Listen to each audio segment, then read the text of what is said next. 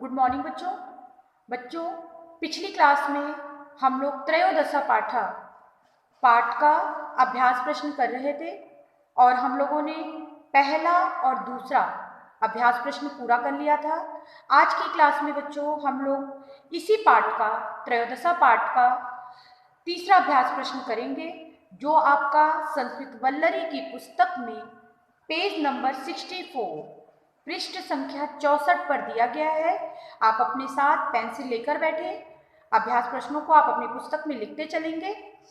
तो बच्चों देखते हैं पेज नंबर 64 पर क्या है। उसके साथ ही त्रयोदशा पाठ के का हिंदी अनुवाद आपको दिया जा चुका है। तो अब तक आपने त्रयोदशा पाठ के हिंदी अनुवाद को आपने अपनी क्लास पर कॉपी पे लिख लिया होगा। आज की क्लास में हम लोग तीसरा अभ्यास प्रश्न करेंगे, जो आपका पेज नंबर 64 पर दिया गया है। तो देखते हैं बच्चों, विपरीत शब्दानान मेलयतम कुरत, मतलब विपरीतार्थक शब्दों का मिलान कीजिए। तो यहाँ पे देखिए दो खंड दिए गए हैं, खंड क और खंड ख। तो यहाँ पे खंड क को खंड ख से मिलाना है। और जब भी ऐसे प्रश्न हो तो मैं हमेशा कहती हूँ कि ऐसे प्रश्नों के लिए आप खंड क का प्रश्न उतारेंगे और उसके सामने जो है सही उत्तर लिखेंगे। ना तो आपको लाइन खींचना है, ना तो आपको नंबर डालना है। आपको पुस्तक में नंबर इसलिए डाला जाता है कि पुस्तक में जगह कम है। अगर आप अपनी पुस्तक में लिखेंगे तो आपकी पुस्तक थोड़ी गंदी हो जाएगी, पढ़ने में अच्छी नहीं लगेगी। इस वजह से आपको पुस्तक में नंबर डलाया जाता है।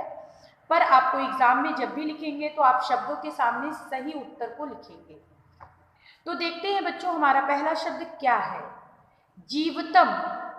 जीवितम ये आपका है, जीवितम का विलोम, हम विलोम शब्द बता रहे हैं। तो जीवितम का मतलब होता है जीवन। तो आपका इसका उत्तर होगा बच्चों मृतम। तो मृतम पे आप क डालिए, जहां पे मृतम लिखा है वहां पे आप क डालिए। अगला है ख, मृतम, मित्रतम। मित्रतम, तो इसका उत्तर होगा, मित्र का विलोम क्या होगा, शत्रु। तो जहां पे शत्रु हो लिखा है वहां पे आप ख डालिए। हम लोग विलोम शब्दों को ही मिलान कर रहे हैं। अगला है बुद्धिमान। बुद्धिमान ये आपका होगा, बुद्धिमान का विलोम होता है मूर्ख। तो मूर्ख पे आप ग डालिए। अगला है लाभा। लाभा का विलोम होता है बच्चों हानि। तो यहां पे आप घ डालिए।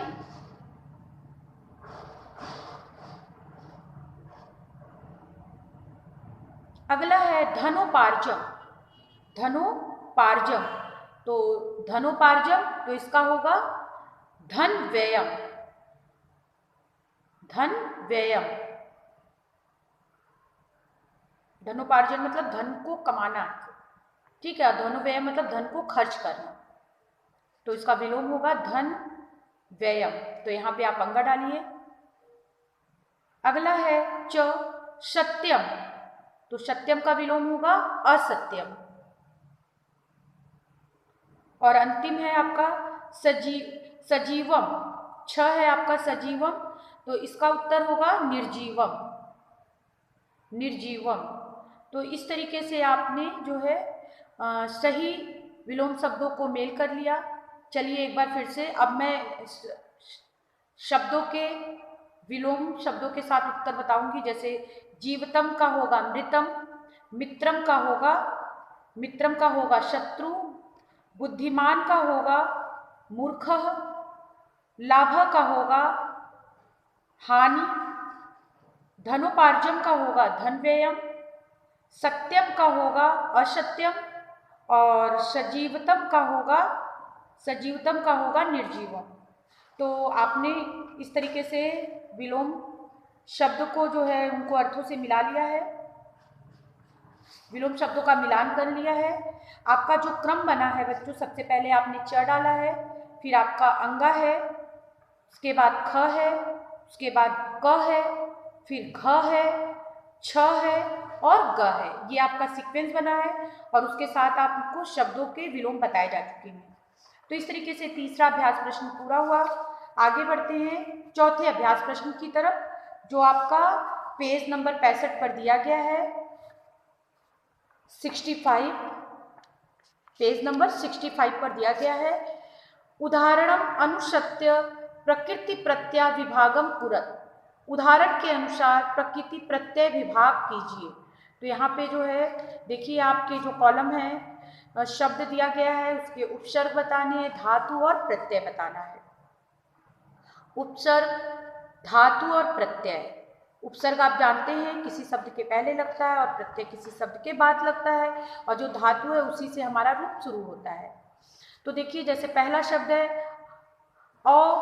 अतीर्यः, अतीर्य मतलब, तो ये इसमें उपसर्ग है औ।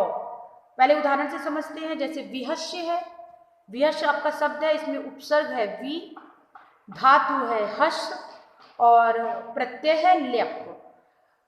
उसी तरीके से औतीर्य, इसमें आपका उपसर्ग है औ, धातु है त्रि और प्रत्यय है ल्यप। बच्चों सिर्फ आप सुनिए और समझिए। पाठ के साथ में आपको पीडीएफ दूंगी। जब ये पाठ समाप्त हो जाएगा मैं पूरे पाठ का आपको पीडीएफ दूंगी, वहां से आप मिलाएंगे कि आपने सही आंसर मार्क किए हैं या नहीं।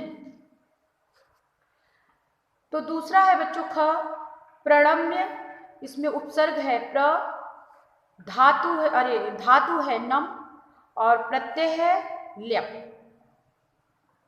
अगला है ग, उत्थाय, उत्थाय में उपसर्ग है उत, धातु है स्थ, स्था और प्रत्यय है ल्यप। अगला है घ, गत्वा, गत्वा में बच्चों उपसर्ग नहीं है। गत्वा, यहाँ पे आप देखिए, यहाँ पे प्रत्यय आ रहा है, इसमें उपसर्ग नहीं है, तो उस उपसर्ग की जगह को, कॉलम को छोड़ देंगे, आप वहाँ पे डैश लगा लें।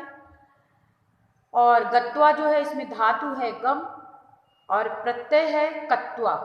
कत्वा में आधा क होगा और आधा त होगा, उसके बाद वा होगा। अब आप 8th में हैं, सुन के भी लिख सकते हैं। मैं कह रही हूँ सुन के लिखने का प्रयास करें, और उसके साथ ही जो है पीडीएफ तो मैंने देने को कहा ही है। जब ये पूरा पाठ समाप्त हो जाएगा तो पूरे अभ्यास प्रश्नों का मैं एक साथ आपको पीडीएफ दूंगी। तो देखिए बच्चों, उसके बाद है, अगला है अंग, कथित्वा। कथित्वा, इसमें भी जो है उपसर्ग नहीं है, धातु आपका कथ है और प्रत्यय है इसमें कत्वा। और अगला है च, श्रुत्वा। श्रुत्वा में इसमें भी जो है उपसर्ग नहीं है, उपसर्ग की जगह आप डैश लगा देंगे, मतलब ग, घ और च, इसमें उपसर्ग के कॉलम में आप डैश कर दीजिए। धातु इसमें है, श्रुत्वा का धातु है श्रु और प्रत्यय है कत्वा। तो इस तरीके से बच्चों आपने चौथा अभ्यास प्रश्न भी पूरा कर लिया है। आपका 5वां अभ्यास प्रश्न है, मंजूषा से उचित अव्ययों से रिक्त स्थानों की पूर्ति कीजिए। सारे शब्द दिए गए हैं, सारे शब्द ब्रैकेट में दिए गए हैं और हमें वहाँ से शब्दों को लेना है और अपने जो है वाक्यों को पूरा करना है, रिक्त स्थानों को पूरा करना है। जैसे आपका क है, डैश है, सिंहेन उत्थाय त्रयोपि व्यापदिता, तो यहाँ पे भरेंगे आप तदा, तदा सिंहेन उत्थाय त्रयोपि व्यापदिता। उसी तरीके से ख है, यदि त्वं गच्छसि, तो यहाँ पे भरेंगे तहिर, यदि त्वं गच्छसि तहिर अहम अपि गच्छामि। अगला है रमेशः, रमेशः एव मम मित्रम अस्ति, यहाँ पे एव भरेंगे। अगला है घ, प्रातः काला अभवत, तो यहाँ पे होगा ततः, ततः प्रातः काला अभवत। अगला है अंगा, बालका भ्रमणाय अगच्छन्, बालका भ्रमणाय अगच्छन्, तो यहाँ पे भरेंगे आप अपि, बालका अपि भ्रमणाय अगच्छन्। और च है, त्वं कदा पठिष्यसि, तो यहाँ पे भरेंगे कदा, त्वं कदा पठिष्यसि। चलिए एक बार मिला लेते हैं। क में आपने भरा है बच्चों तदा, तदा सिंहेन उत्थाय त्रयोपि व्यापदितः। ख में आपने भरा है तहिर, यदि त्वम आगच्छसि तहिर अहम अपि आगच्छामि। अगला है ग रमेशः एव, यहाँ पे आप एव भरेंगे, मम मित्रम अस्ति। घ में है ततः प्रातः काल अभवत्, और अंग है आपका बालका अपि, यहाँ पे अपि भरेंगे, भ्रमणाय अगच्छन्। और च है त्वम, फिर यहाँ पे कदा लिखेंगे, त्वम कदा पठिष्यसि। तो इस तरीके से बच्चों आपने आज तीसरा, चौथा और पांचवा अभ्यास प्रश्न पूरा कर लिया। अगली क्लास में हम लोग फिर मिलेंगे और हम लोग छठा अभ्यास प्रश्न और मूल्याधारित प्रश्नों को करेंगे।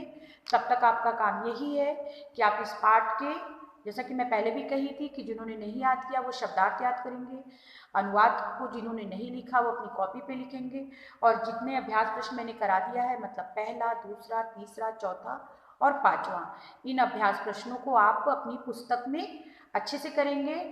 मैं पांचवें अभ्यास प्रश्नों तक आपको PDF दे दूंगी, वहाँ से देखकर आप अपनी अपनी संस्कृत की पुस्तक में इन अभ्यास प्रश्नों को लिखेंगे। अगली क्लास में हम लोग फिर मिलेंगे बच्चों इसी पाठ के साथ, और हम लोग छठवां अभ्यास प्रश्न को पूरा करेंगे। थैंक यू बच्चों।